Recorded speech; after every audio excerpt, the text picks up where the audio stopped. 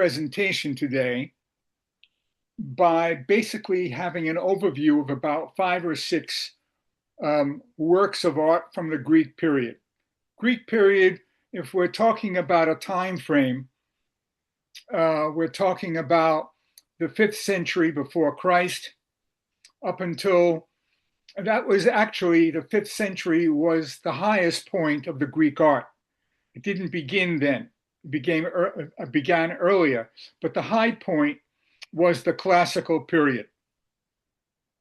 And if anyone has been to Greece on vacation and they visited the Parthenon in Athens, that beautiful, amazing temple is a part of the classical period of Greek architecture.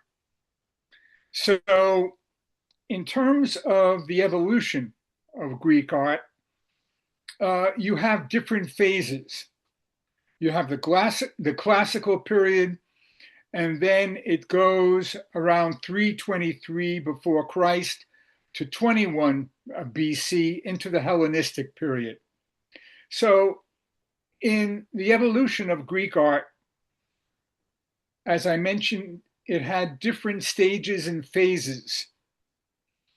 And that was indicative of the fact that the society and the culture were changing.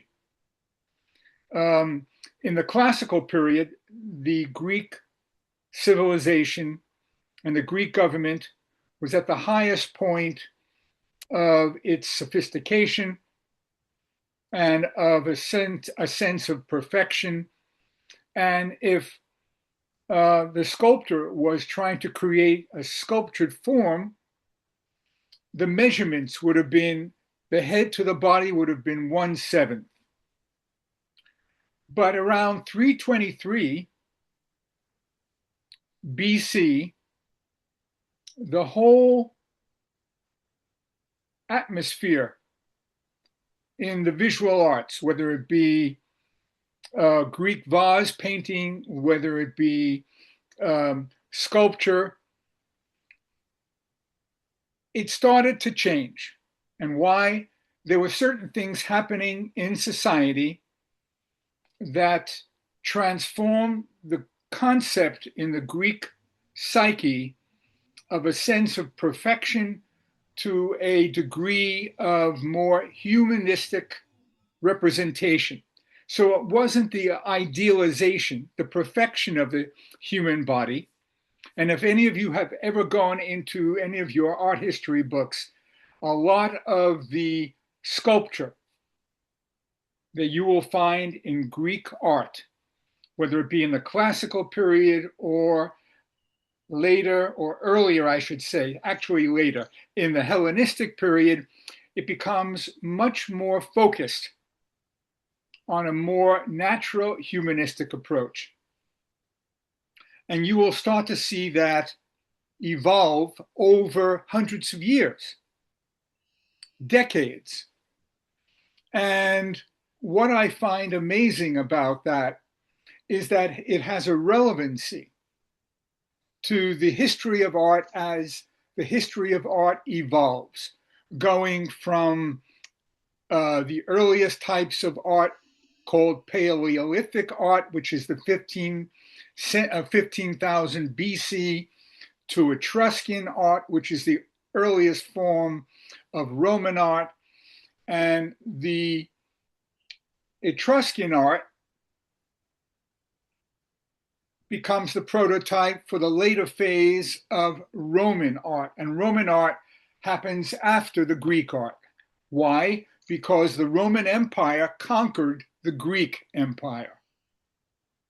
So you have, when one goes into the traditional aspect of art history, and that's a part of my own education, I studied art history, and you see that these different civilizations, whether it be the Paleolithic period, whether it be the Egyptian civilization, whether it be the Greek or the Roman, going up until the contemporary aspect of art and art history, both in the West, in the East, and also in different parts in Africa.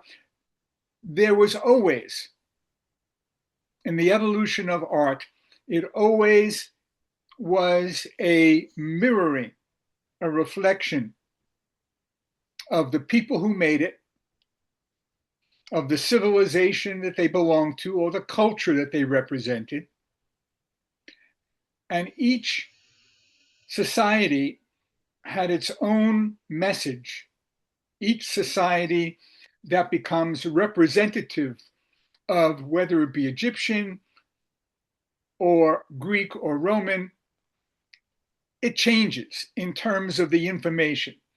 And if I get back to the Greek with a classical period, as I mentioned to you, the head being 1/7 of the rest of the body, when you get to 323 BC, still in the Greek period, there is a total change.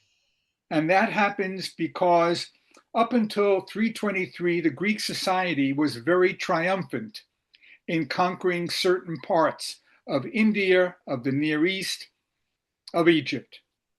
And with Alexander the Great's surrender and loss in battle, coupled with the fact that the whole concept of supremacy in the Greek civilization, supremacy was coupled with the idea of perfection of the arts. And as it changes into the Hellenistic period in 323, you then have a whole change of attitude away from perfection and much more focus on showing the human being less perfect, with much more emotionality, much more aware of the concept of sadness, of death, of being aware of their mortality. A very important change from the Greek to the last phase in the Greek civilization of art, not of the whole civilization, because Greece is a wonderful place to visit, contemporary modern Greece. But the civilization of art was eclipsed by the Roman Empire, which in 21 BC conquered Greece under the military powers of a man named Emperor Augustus. And in the Hellenistic period, as I mentioned, at 323 to around 321 BC, the measurement